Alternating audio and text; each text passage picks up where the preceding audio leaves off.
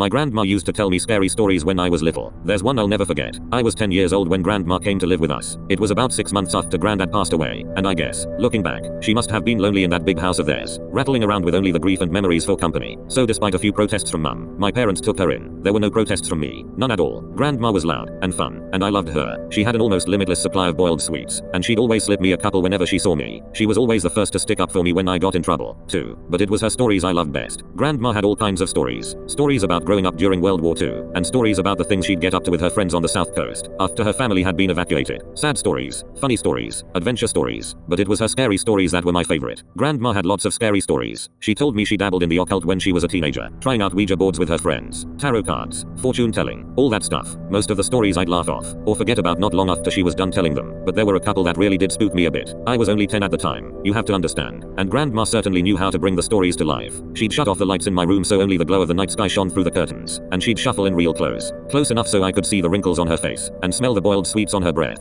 close enough so her deep blue eyes could stare straight into mine. She must have given me nightmares with a few of those tales, but now, years later, there's only one that I can still remember, only one that stuck with me, the story about the shower, and Mr. Longfingers. Grandma told me about Mr. Longfingers one night after I asked about her baths. Grandma used to love her baths. She'd spend ages in them, light candles and incense, and lie in the tub humming to herself until the water turned cold. It drove my mum crazy, but when I asked her why she loved them so much, she said it was the only place she could relax. It was the only place that was safe for her to relax. You know, people like me, who are, well, more sensitive to certain things, we have to have baths. She told me seriously one night, shuffling closer on the bed. I couldn't possibly spend that long in the shower. It'd be far too risky. Grandma stared at me with those blue eyes of hers, unsmiling, and I knew it was time for one of her stories. One of the scary ones. I shivered with pleasure and pulled the covers up to my chin. Why is it risky, Grandma? She half turned to look out the window, watching me from the corner of her eye, pausing for effect. I waited, feeling my heart rate pick up ever so slightly in my chest. Well, she said after a moment, it's only risky if you close your eyes. Of course. If you close your eyes for longer than 10 seconds. What do you mean? Why? Well, do you ever play that game in the playground with your friends? The one where someone turns their back, and the others sneak up on them when they're not looking? I nodded, and Grandma nodded back. Exactly. So that's what it's like in the shower, when you have your eyes closed. That's what it's like with Mr. Longfingers. A cold itch tickled back.